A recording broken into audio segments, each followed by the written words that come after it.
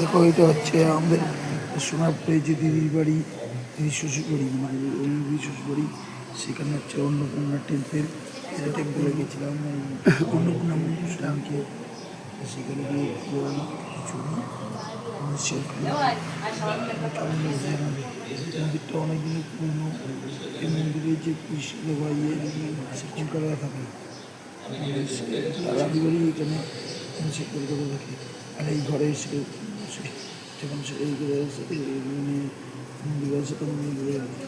এমনি ঘর আছে নিচে নিচু ভাবনা ভাবনা ভাবনা ভাবনা এও না ঘন্টি বাজে না খারাপ ও পাশে ভাবনা ও পাশে খারাপ ভাবনা চাও না পুজো হয়ে ভিডিও করা হয় পুজো হয়ে গেছে পুজো হয়ে